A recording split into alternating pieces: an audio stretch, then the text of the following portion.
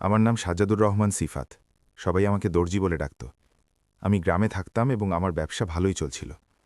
কিন্তু জীবনে মাঝে মাঝে এমন সময় আসে যখন একজন ব্যক্তিকে তাকে সেই জায়গা ছেড়ে যেতে হবে যেখানে সে বছরের পর বছর কাটিয়েছে। ঠিক তাই ঘটেছিল। একদিন গ্রামের এক স্থানীয় লোকের সাথে আমার কোনো বিষয় নিয়ে তীব্র তর্ক হয়েছিল। এরপর সে আমার শত্রুদের সাথে যোগ দেয়। সে আমার বিরুদ্ধে একটা পরিবেশ তৈরি করতে শুরু করে। সে আমার গ্রাহকদের আমার বিরুদ্ধে ঠেলে দেয়। আমি শুরু করেছিলাম এবং ধীরে ধীরে আমার দোকানটি জরাজীর্ণ হতে শুরু করে। আমি অনেক সহ্য করেছি, অনেক ধৈর্য দেখিয়েছি, কিন্তু যখন আমি পরিস্থিতি সম্পর্কে জানতে পারলাম, যখন পরিস্থিতি বিপজ্জনক হয়ে উঠল, তখন আমার মনে হলো এখানে আর থাকা বোকামি। তারপর আমি সিদ্ধান্ত নিলাম, আমি অন্য গ্রামে চলে যাওয়ার এবং সেখানে নতুন জীবন শুরু করার সিদ্ধান্ত নিলাম। আমি আমার কিছু জিনিসপত্র গুছিয়ে নিলাম এবং পরের দিন সকালে আমি তৎক্ষণাৎ একটি নতুন গ্রামে চলে গেলাম। আমি যে গ্রামে পৌঁছেছিলাম তা তুলনামূলকভাবে বড় ছিল এবং এটি একটি উন্নত এলাকা ছিল। এটির বাজার ভালো ছিল এবং জনবহুল ছিল। আমি আমি ভেবেছিলাম যদি এখানে কাজ শুরু করা যায় তাহলে আমার জীবন পুনরুজ্জীবিত হতে পারে। আমি বাজারটি একবার দেখে নিলাম এবং বিভিন্ন দোকানে গেলাম। আমি বাইরে বসে থাকা লোকদের জিজ্ঞাসা করলাম কোনো খালি দোকান আছে কিনা, কিন্তু সবাই বলল এখানে কোনো খালি দোকান নেই, সবকিছু ইতিমধ্যেই বিক্রি হয়ে গেছে। এমনকি যদি কেউ চলে যায়, অন্য কেউ তাৎক্ষণিকভাবে তা নিয়ে নেয়। আমি খুবই হতাশ হয়েছিলাম, কারণ কয়েক ডজন মহিলা বাড়ি থেকে কাজ করতে সক্ষম হন, কিন্তু দর্জিকে তার দোকানে বসে থাকতে হয়। প্রত্যেক পথচারী যদি কোনো নির্দিষ্ট দর্জির দোকান দেখতে পেত তবেই আমাকে কাপড় দিত। আর তার উপর আমি তো বিবাহিতও ছিলাম না। আমার এক স্ত্রী, বোন ছিল যে বাড়িতে এসে মহিলাদের সাথে কথা বলত এবং আদেশ নিত। আমার এটার প্রয়োজন ছিল। এই দ্বিধায় যখন আমি অন্য প্রান্তে গেলাম, তখন এক কোণে একটা দোকান দেখতে পেলাম যা অন্যদের থেকে আলাদা ছিল। এটি ছিল বাজারের শেষ দোকান। এরপর একটি দেওয়াল রাস্তা বন্ধ করে দেয়। বাইরে থেকে দোকানটি পুরানো এবং নোংরা দেখাচ্ছিল, কিছুটা ধ্বংসাবশেষের মতো। আমি এটা উপস্থাপন করছিলাম। আমি সেখানে দাঁড়িয়ে থাকা একজনকে জিজ্ঞাসা করলাম, এই দোকানটি খালি? তোমরা বলছিলে যে এখানে একটা দোকান আছে। এটা খালি নয়। লোকটি একটু হেসে বলল, এই দোকানটা খালি, কিন্তু এর মালিক আর এখানে নেই, আর তার কোনো উত্তরাধিকারী নেই। আমি বললাম, হ্যাঁ, যদি আমি বসে থাকি তাহলে কোনো সমস্যা হবে না। সে আমার দিকে তাকিয়ে বলল, তুমি কেন তোমার জীবনকে ভালোবাসো না? আমি একটু অবাক হয়ে জিজ্ঞাসা করলাম, তুমি কি বলতে চাইছ? সে বলল, এই দোকানটা আসিফজাদার। এটা ভূতের আড্ডা, আর এখানে যে বসে সেই ভূত। দিনটা বেশিক্ষণ স্থায়ী হল না। আমার একটু ভয় লাগল, কিন্তু তারপর দোকানে ফিরে গেলাম। যখন আমি আবার এটির দিকে তাকালাম, তখন আমার মনে হলো এটি অতটা খারাপ ছিল না। সর্বোপরি এটি একটি কোণার দোকান, এবং এটি সেরা। বাজারে প্রবেশ করার সময় ক্রেতারা প্রথমেই এটি দেখতে পান। এটির অবস্থা একটু খারাপ।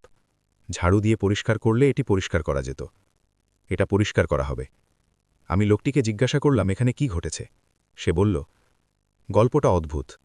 সেখানে এক লোক ছিল যে সেখানে দুধ দইয়ের দোকান খুলেছিল, আর যেই আসত, যে লোকটি তার কাছ থেকে দুধ কিনেছিল, সে অসুস্থ হয়ে পড়ে। সে চিন্তিত হয়ে পড়ে এবং বলে যে রাতে জিনের বাচ্চারা এসে তার সমস্ত দুধ পান করবে। দোকান খোলার পর সে প্রায়ই ঘুমিয়ে পড়ত এবং সকালে ঘুম থেকে উঠে দেখত দুধ নেই। তারপর একদিন সে চুপচাপ দোকান থেকে বেরিয়ে গেল। এরপর আরও লোকজন এলো। কেউ কেউ টেক্সটাইলে কাজ করত, কেউ মোবাইল মেরামতের দোকান খুলত, কিন্তু কেউই বেশিদিন টিকতে পারেনি। প্রত্যেককেই কোনো না কোনোভাবে কাজ করতে হতো। আমি একটা অদ্ভুত সমস্যার সম্মুখীন হলাম। দোকানটি গত ৮ বছর ধরে বন্ধ ছিল এবং এর মালিক ছিলেন এক বৃদ্ধ ব্যক্তি, যিনি তার ছেলের সাথে বিদেশে থাকতে গিয়েছিলেন। আমি জানি না সে বেঁচে আছে না নেই, আর সে দোকানটা কারো কাছে বিক্রি করে দিয়েছে কিনা। আমি ভেবেছিলাম যদি আমি এখানে বসে থাকি তাহলে আমাকে কাউকে ভাড়া দিতে হবে না, কারণ আমার কোনো মালিক বা উত্তরাধিকারী নেই। লোকটি বলল, তুমি এখানে 4 দিন থাকো, তুমি এখানেও বসতে পারবে না। আমি বললাম, চলো ভাগ্য পরীক্ষা করে দেখি। আমি বাজারে গেলাম। আমি ম্যানেজমেন্টের কাছে গেলাম। তারা স্পষ্ট ভাষায় বলল, আমরা দায়ী থাকব না। তুমি যা করতে চাও নিজেরাই করো। আমরা আগেও লোকদের ফিরিয়ে দিয়েছি, কিন্তু যদি তুমি চাও তুমি বসতে পারো। আর আমি বলেছিলাম, আমি ঝুঁকি নিতে রাজি আছি, কারণ এখানকার অন্যান্য দোকানের ভাড়া ৬,০০০ টাকা থেকে শুরু হয়, এবং শুরুতে এত ভাড়া দেওয়ার মতো টাকা আমার কাছে নেই। আমি একটা পুরানো ঝাড়ু নিয়ে দোকান পরিষ্কার করতে লাগলাম। ভেতরে কিছু পুরানো জিনিসপত্র, ওটাও ওখানেই পড়েছিল। টেবিল আর চেয়ারগুলো ওখানেই পড়েছিল। একটা আয়নাও ছিল, যেটা ধুলোয় ঢাকা ছিল। আমি মনে মনে ভাবলাম, আমি এইসব বিনামূল্যে পেয়েছি, আমার কিছু কেনারও দরকার ছিল না। মনে হচ্ছিল আমি জ্যাকপটে পড়ে গেছি। আমি খুবই খুশি হলাম এবং ভাবলাম, চলো কাজ শুরু করি এবং আমাদের ভাগ্য পরিবর্তন করি। সবাই বলছিল তুমি পাগল, তুমি কি তোমার জীবনকে ভালোবাসো না, তুমি একা, তোমার নিজের কেউ নেই। যদি আমি কখনোই তোমাকে এই দোকানে বসতে দিতাম না। সবাই বলতো যে যেখানে একজন মানুষ তার জীবন সম্পর্কে সিরিয়াস, আমি এমন জায়গায় বসার কথাও ভাবি না। কিন্তু আমি এক কান দিয়ে এইসব শুনছিলাম এবং আমি ওপাশ থেকে গুলি চালিয়েছিলাম, কারণ এখন আমার কাছে পিছু হটার অর্থ ছিল জীবন হারানো। আমি এটা স্বীকার করব এবং আমি কখনোই হাল ছাড়ব না। হ্যাঁ, এটা সত্যি যে যখন আমি দোকানে ছিলাম, যখন আমি পরিষ্কার করছিলাম, তখন আমি খুবই অদ্ভুত কিছু লক্ষ্য করেছি। আর সেটা ছিল এই দোকানের একটি কোণ। দোকানের একেবারে শেষ প্রান্তে ছিল। ওই কোণটা ছিল অত্যন্ত অন্ধকার। আর আমি এটা পরিষ্কার করতাম অথবা আলো জ্বালাতাম, এতে একটা অদ্ভুত দমবন্ধ ভাব ছিল, আর আমার হৃদয়ে একটা নামহীন অনুভূতি ছিল। আমার মনে আছে, আমার দাদু বলেছিলেন যে জিনরা সবসময় আশেপাশে থাকে, তারা কোণে লুকিয়ে থাকে, এবং বিশেষ করে সফর মাসে এই জিনিসগুলি আরও কার্যকর হয়ে ওঠে। আমার মনে হচ্ছিল সবকিছু ছেড়ে দিই, কিন্তু তারপর ভাবলাম হয়তো এটা শুধুমাত্র একটি মায়া, অথবা হয়তো মানুষ আমাকে এতটাই ভয় দেখিয়েছে যে আমার মন নিজেই এইসব ভাবতে শুরু করেছে। আমি নিজেকে সান্ত্বনা দিলাম এবং সিদ্ধান্ত নিলাম যে দিনের বেলায় দোকান খুলব এবং সন্ধ্যা হলেই বন্ধ করে দেব। আমি এখানে রাত কাটাবো না। আমি দোকানটা ভালো করে পরিষ্কার করে ফেলেছি। আমি এটা করেছি, ভেতরে থাকা পুরানো টেবিলটি সোজা করে ব্যবহারযোগ্য করে তুলেছি। আমি আগে দেখা কিছু নমুনা কমিসারিও সেলাই করেছি। আমি সেগুলো দেওয়ালে ঝুলিয়ে রেখেছিলাম যাতে গ্রাহকরা জানতে পারে যে আমি কিভাবে কাজ করব। আমার দুটি মেশিন ছিল, একটা পুরানো এবং একটা নতুন। আমি দুটি মেশিনই যথাস্থানে রেখেছিলাম। আমি আমার ব্যাগ থেকে কিছু সুতো এবং তুলো বের করে সাজিয়েছিলাম, এবং তারপর আমি বিসমিল্লাহ পড়লাম, দুটি নফল নামাজ পড়লাম এবং দোকানের এক কোণে বসে পড়লাম। আমি ভাবতেও পারি না যে সারা গ্রামে জানা যেত যে এই দোকানটি আসিফজাদার। ওরা দোকানে ঢুকবে কিভাবে? ভেতরে পা রাখার আগে 10 বার ভাবা উচিত। কিন্তু আমি ভেবেছিলাম যে যদি দোকানটি সে ভেতরে নাও আসে, আমি বাইরে দাঁড়িয়ে জিনিসপত্র নিতে পারি এবং আমরা কথা বলতে পারি। কিছু একটা হবেই। আমি আশা করছিলাম কিছু মহিলা আসবেন, কারণ আমার ছাড়া এখানে কেবল একজন দর্জি ছিলেন। সে বেশ বৃদ্ধ ছিলেন এবং সবাই বলতো যে সে আর তার হাত নিয়ন্ত্রণ করতে পারছে না। এটা আর আগের মতো নেই। এই আশায় দিনটা কাটিয়েছিলাম। সারা দিন ওখানে বসে থাকতাম, প্রত্যেকটা মুহূর্ত। কিন্তু কেউ আমার দিকে একবারও তাকালো না। বিকেলে একজন লোক পাশ দিয়ে গিয়ে অবাক হয়ে বলল, তুমি কি সত্যিই এই দোকানে বসে আছো? আমি হেসে বললাম, আমি আল্লাহর নামে এখানে বসে আছি।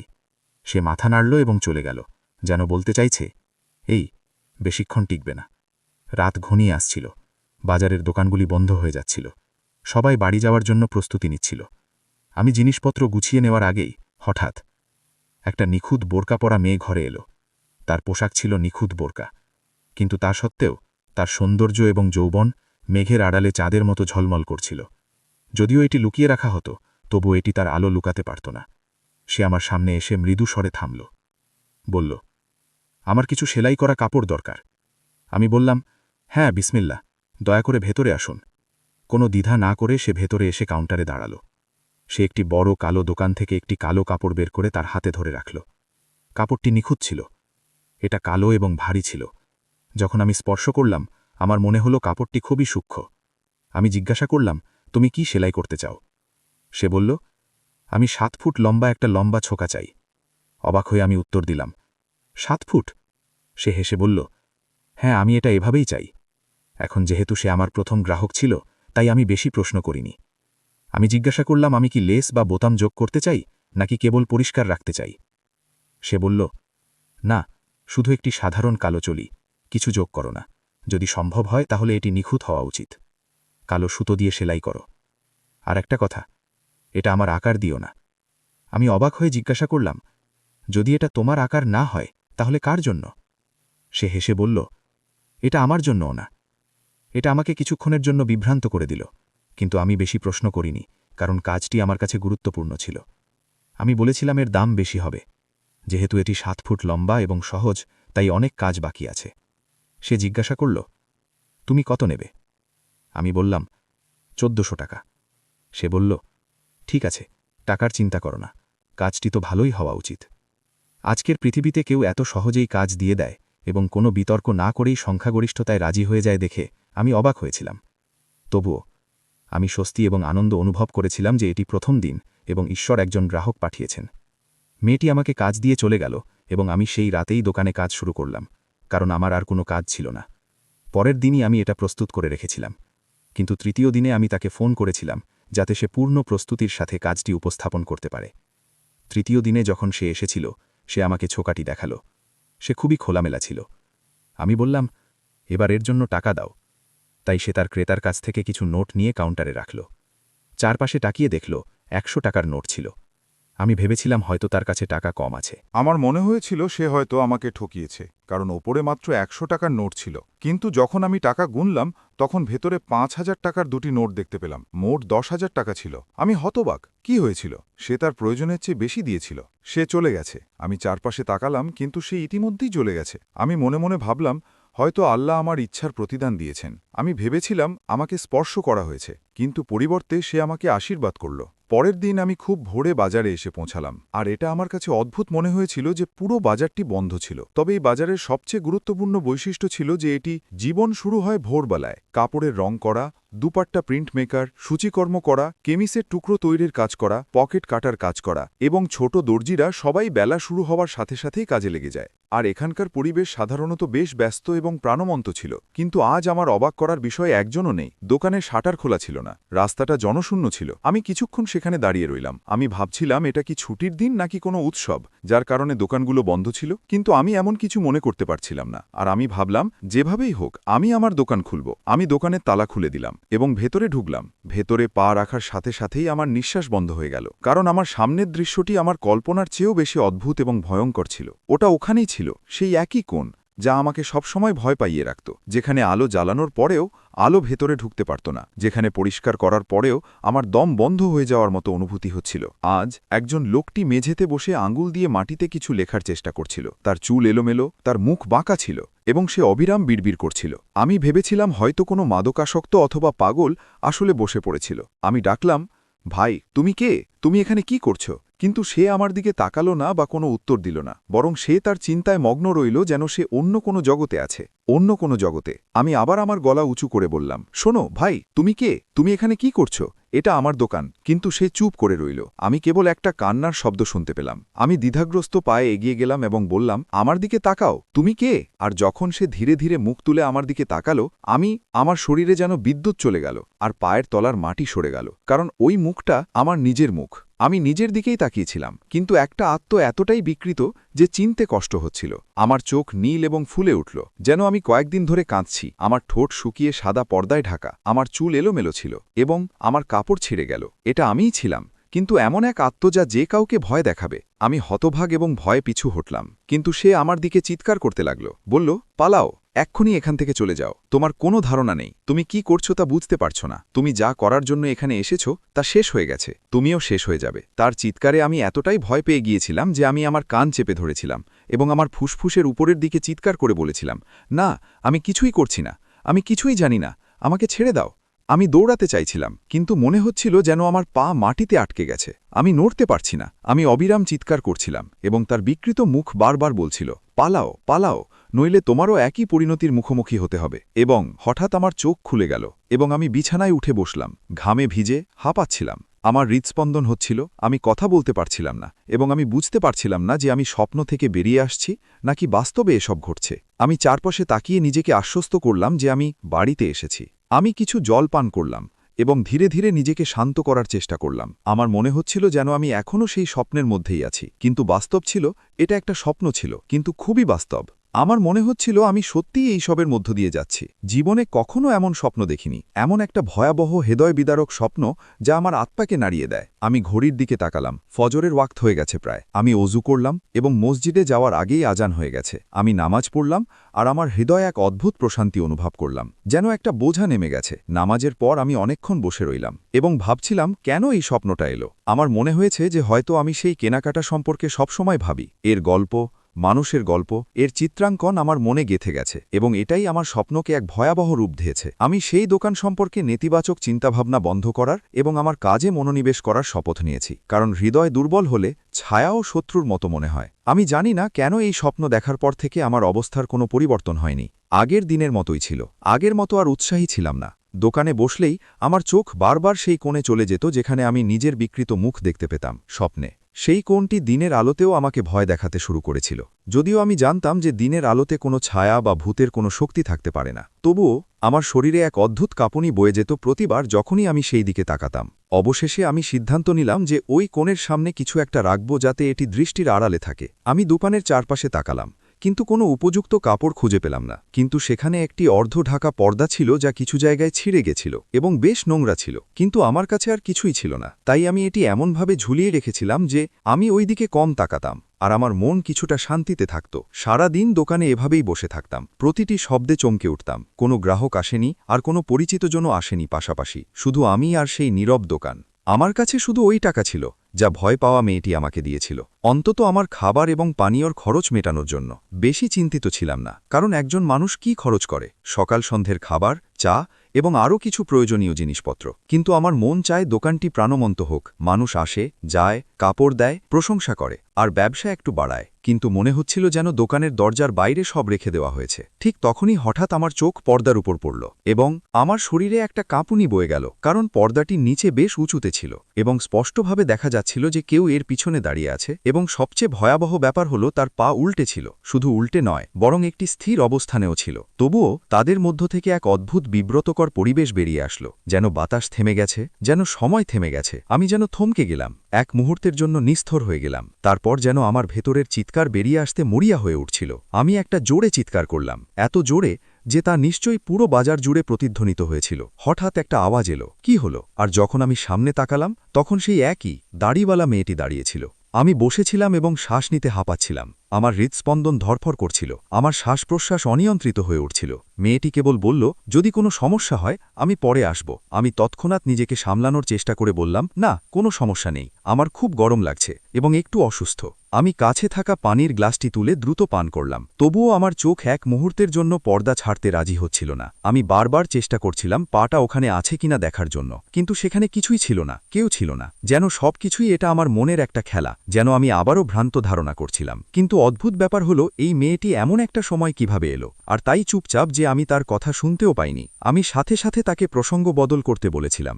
সেদিন তুমি আমাকে যে টাকা দিয়েছিলে সেটা আমার মতে অনেক ছিল। সে সহজভাবে উত্তর দিল, এটা খুব বেশি কিছু ছিল না, আমি এটা দিয়েছি কারণ আমি তোমার কাজে খুশি হয়েছি। আর যখন কেউ খুশি হয় তখন তারা আরও বেশি দেওয়ার ইচ্ছা পোষণ করে, এবং যে ব্যক্তি এটি গ্রহণ করে তারও সম্মান পায়। এটা শুনে আমি কিছুক্ষণ চুপ করে রইলাম, কারণ আমি ভাবছিলাম সে হয়তো ভুল করে বেশি বেতন দিয়েছে। কিন্তু এখন সে আবার এসেছে, এবং এবার সে আমার জন্য কাজ এনেছে। সে বলল, এবার আমি এইভাবে 5টি বর্গক্ষেত্র সেলাই করতে চাই। তারপর সে তার সামনে কাপড়ের একটা বড় বান্ডিল রাখল। যখন আমি কাপড়টি স্পর্শ করলাম, এটি সাধারণ পোশাকের চেয়ে অনেক ভারী মনে হলো এতে লোহা বা চামড়ার স্তর আছে, অথবা এটি অনেকবার ভিজে গেছে। কিন্তু আমি কিছু বললাম না, আমি কেবল মাথা নাড়িয়ে বললাম, ঠিক আছে, বলো কতদিন তোমার এটা লাগবে। এরপর সে যা বলল তাতে আমি অবাক হয়ে গেলাম। সে বলল, এই কাজের জন্য আমি তোমাকে 500 টাকা দেব। আমি তৎক্ষণাৎ বললাম, দেখো, কেউ বেতন পেতে খারাপ বোধ করে না, কিন্তু 100 টাকা এর মূল্য নয়। এই কাজের সর্বোচ্চ মূল্য 60 থেকে 70 হাজার টাকা। তাহলে তুমি এত টাকা কেন দেবে? সে হেসে বলল, আমি তোমার কাজ পছন্দ করি, আর আমি তোমাকে তোমার সুখের জন্য টাকা দেই, কাজের জন্য নয়। এই কথা শুনে আমি চুপ করে গেলাম, কিন্তু আমার মনের কোথাও একটা ভাবছিলাম যে ওই সাধারণ কাপড়টার তার এত পছন্দের কি আছে। আমি এতে কোনো সৌন্দর্য দেখতে পাইনি, আমি এতে কোনো বিশেষ নকশা করিনি। এটি ছিল কেবল একটি সাধারণ কালো পোশাক। যাই হোক, আমি একটু লোভী হয়েছিলাম, কারণ যখন কেউ খুব বেশি চেষ্টা ছাড়াই অনেক কিছু পায় তারা অস্বীকার করে না। তাই আমি বললাম, ঠিক আছে, 5 দিন আসবে। আমি পরবর্তী 5 দিনের মধ্যে 5টি পোশাক প্রস্তুত করেছিলাম, এবং 6ষ্ঠ দিনের জন্য তাকে ফোন করেছিলাম। সে ঠিক 6ষ্ঠ দিনে এসেছিল, চুপচাপ একটি খাম থেকে 50 টাকা বের করে আমার কাউন্টারে রেখে নিঃশব্দে চলে গেল, কথা না বলে, কোনো প্রশ্ন না করে, এবং আমি কেবল তাকে যেতে দেখলাম। বিপরীত দোকানে বসে থাকা লোকটি, যার একটি পোশাকের দোকান ছিল, সে আমাকে টাকা গুনতে দেখেছিল। এটা আমার হালাল উপার্জন ছিল। আমি গুনতে থাকি এবং টাকা আমার পকেটে রাখি। মেয়েটি আবার এসেছিল, এবং এবার তাকে আগের চেয়ে বেশি শান্ত মনে হচ্ছিল, এবং তাকে সম্পূর্ণরূপে উদ্বিগ্ন বলে মনে হচ্ছিল। তার চলাফেরা এত হালকা ছিল যেন সে বাতাসে ভেসে বেড়াচ্ছে। আর যখন সে দোকানে ঢুকল তখন তার পায়ের শব্দ খুব একটা শোনা যাচ্ছিল না। আর যখন সে আমার সামনে দাঁড়ালো তখন আবার আমার ভেতরে এক অজানা ভয় জেগে উঠল। কিন্তু আমি সেই ভয় চেপে রাখলাম, কারণ লোভ এখন আমার হৃদয় দখল করে নিয়েছে। আমি তার সম্পর্কে কিছু ভাবার আগে তার কথা শুনতে চাইছিলাম, কারণ এখন আমি জানতাম যে সে যখন আসে তখন সে বৃষ্টি ঝরিয়ে চলে যায়। সে বলল, এবার আমি 10টি পোশাক সেলাই করতে চাই, আর এই কাপড় আর এই 1 লাখ টাকা নাও। আর সে আমার কাউন্টারে বড় নোটের বান্ডিল রাখল, আর কিছু না বলে পিছনে ফিরে গেল। দোকান থেকে বেরিয়ে গেল। আমি সেখানে বসে রইলাম। অবাক, আনন্দ এবং ভয় একসাথে আমার ভেতরে আলোড়ন তুলছিল। আমি ভাবছিলাম, এই মেয়েটি কে, আর কেন সে এত টাকা দিচ্ছিল? সে কি আমার মধ্যে বিশেষ কিছু দেখতে পেল, নাকি এটা অন্য কোনো কারণে ঘটছিল? এই প্রশ্নটি আমার মনে বারবার আসছিল, কিন্তু প্রতিবারই আমি নিজেকে চুপ করিয়ে দিয়েছিলাম, এই বলে যে এই পৃথিবীতে এমন কিছু মানুষ আছে যাদের বোধগম্যতা সাধারণ জ্ঞানের বাইরে, এবং যদি আমি তাদের সম্পর্কে খুব বেশি চিন্তা করি তাহলে আমি পাগল হয়ে যাব। কিন্তু সব কিছু আগের মতো থাকেনি। একদিন আমি দোকানে বসে কাপড় কাটছিলাম, তখন বাইরে একটা শব্দ শুনতে পেলাম। আমি চিৎকার করতে শুরু করলাম। প্রথমে আমি তা উপেক্ষা করলাম, কিন্তু যখন আওয়াজ আরও জোরে বেড়ে গেল এবং আমাকে নাম ধরে ডাকা হলো, আমি ছুটে বেরিয়ে এলাম। আমি উপরের দিকে তাকালাম। বাজারের সমস্ত দোকানদার জড়ো হয়ে গিয়েছিল, এবং সবার মুখে রাগ এবং সন্দেহের মিশ্র অভিব্যক্তি ছিল। একজন আমাকে ডাকল, এখানে এসো, আমাদের কথা বলা দরকার। আমি এগিয়ে যাওয়ার সাথে সাথে তাদের একজন আমার কলার ধরে জোরে ঝাঁকাল, বলল, তুমি এখানে আসার ৩ মাস হয়ে গেছে, কিন্তু এখনও তোমার দোকানে একজনও গ্রাহক আসেনি। আমরা তোমাকে প্রতিদিন দেখি, তুমি একা বসে থাকো, তবুও প্রতিদিন টাকা গুনতে থাকো, আর তোমার মুখে হাসি। সেখানে আরেকজন দোকানদার বলল, আমাদের সন্দেহ হচ্ছে তুমি বাজারের সাম্প্রতিক চুরির সাথে জড়িত। কেউ তোমাকে দেখেনি, কারো সাথে কথা বলছিলে, আর কেউ তোমার দোকানে আসেনি। তাহলে তুমি টাকা কোথা থেকে পাচ্ছ? এখন বলো, চুরি করা জিনিসপত্র কোথায় লুকিয়ে রেখেছ? এই অভিযোগ শুনে আমি সম্পূর্ণ হতবাক হয়ে গেলাম। আমি বললাম, তোমাদের কে বলল যে আমার কোনো গ্রাহক নেই? একটি মেয়ে আমার কাছে আসে এবং তার কাপড় সেলাই করে দেয়, আর সে আমাকে টাকা দিয়ে চলে যায়। এই কথা শুনে সবাই একে অপরের দিকে তাকালো, এবং তারপর একজন লোক বলল, আমরা সবাই সারাদিন এখানে বসে থাকি, আর আমরা কখনো কোনো মেয়েকে তোমার দোকানে আসতে দেখিনি।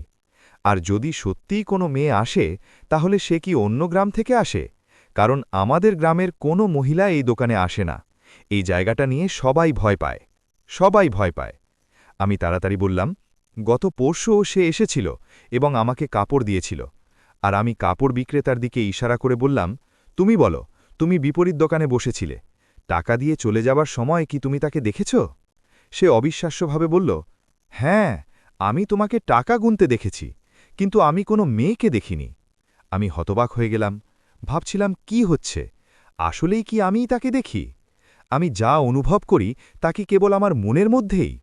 ইতিমধ্যে তারা সবাই আমার বিরুদ্ধে ঘুরে দাঁড়াতে শুরু করে এবং জোরে চিৎকার করতে শুরু করে, তুমিই চুরি করেছ এবং তুমিই জিনিসপত্র ফেরত পাবে।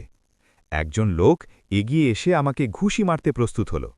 আমি ভয়ে চারপাশে তাকালাম এবং আমার চোখ দোকানের দিকে যেতেই আমি সেই একই মেয়েটিকে দোকানের ঠিক সামনে দাঁড়িয়ে থাকতে দেখলাম। আমি দ্রুত বললাম, দেখো ওখানে, আমি যে মেয়েটির কথা বলছিলাম সেই একই মেয়ে। আমি তাকে ফোন করব এবং তোমাদের সবার সামনে তাকে নিয়ে আসব, যাতে তোমরা বিশ্বাস করতে পারো। আমি যখন এগিয়ে গেলাম এবং তাদেরকে পিছনে সরে যেতে বললাম যাতে আমি তাকে ফোন করতে পারি, তারা আমার কলার ছেড়ে দিল। কিন্তু আমি যখন পিছনে সরে গেলাম, তখন তাদের মুখের উপর একটা ভয়ঙ্কর চেহারা ফুটে উঠল, যেন তাদের চুল দাঁড়িয়ে গেছে। হ্যাঁ, একজন লোক বিড়বিড় করে বলল, ওখানে কেউ দাঁড়িয়ে নেই, মনে হচ্ছে তোমাকে কোনো ভূত গ্রাস করেছে। এই কথা শুনে আমারও অবস্থা খারাপ হয়ে গেল এবং আমার হৃৎস্পন্দন শুরু হয়ে গেল। আমি থেমে মেয়েটির দিকে তাকালাম এবং সে এখনও সেখানে দাঁড়িয়েছিল, সম্পূর্ণ নীরব। আর দেরি না করে হঠাৎ সে তাদের দিকে তাকালো এবং বাতাসে তার হাত নাড়ল, যেন একটি বৃত্ত আঁকছে, যেন কোনো অদৃশ্য শক্তিশালী গোলক খুলে যাচ্ছে। তারপর দৃশ্যটি আমার সামনে যা এসেছিল তা ছিল এক অবিশ্বাস্য প্রত্যয়। যারা আমাকে ঘিরেছিল তারা সবাই এক এক করে অদৃশ্য হয়ে গেল, যেন তাদের স্মৃতি মুছে গেছে, এবং তারা সবাই নিজের দোকানে চলে গেল। কেউ পিছনে ফিরে তাকাল না, কেউ আর কোনো প্রশ্ন করল না, বরং সবাই চা পানে ব্যস্ত হয়ে পড়ল, যেন কিছুই ঘটেনি, যেন আমার কথা এবং তাদের প্রশ্নের কোনো অস্তিত্বই ছিল না। আর সেই মেয়েটি এখনও দোকানের সামনে দাঁড়িয়ে চুপচাপ আমাকে দেখছিল। এখন আমি কি করতে পারি?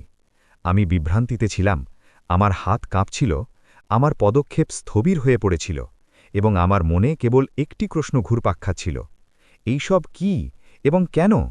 আমি কি সত্যিই এমন একটি প্রাণীর সাথে যুক্ত যা মানুষের কাছে অদৃশ্য, কিন্তু আমার কাছে বাস্তব। এখন আমি তাকে কি বলবো এবং আমি কিভাবে তার কথা শুনব?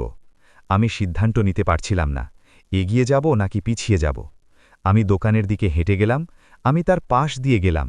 সে পাথরের চোখে আমার দিকে তাকিয়ে রইল এবং তারপর আমার সামনে এসে দাঁড়াল। আজ সে তার ঘোমটাও খুলে ফেলল। সে খুব সুন্দর ছিল। আমি জিজ্ঞাসা করলাম, তুমি কে? আমার জিভ কাঁপছিল। তাই সে বলল, আমি একজন জিনজাদি। আমি তোমার কাছ থেকে কাজ করিয়ে নি। আমাকে ভয় পেও না। আমি তাদের স্মৃতি মুছে ফেলেছি, তারা তোমাকে কখনো প্রশ্ন করবে না।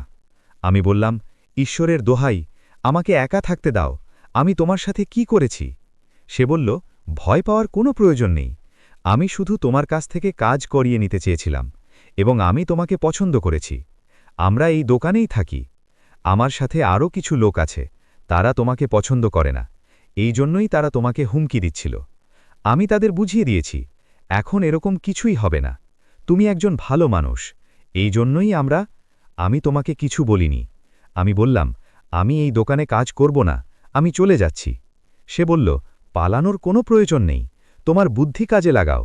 আমি তোমার কাছ থেকে এই কাজ করিয়ে নেব এবং তোমার ব্যবসা চলবে। আর এখন এই লোকেরাও তোমাকে কখনো প্রশ্ন করবে না। ব্যাপারটা কি? তুমি শুধু ভয় পাচ্ছ।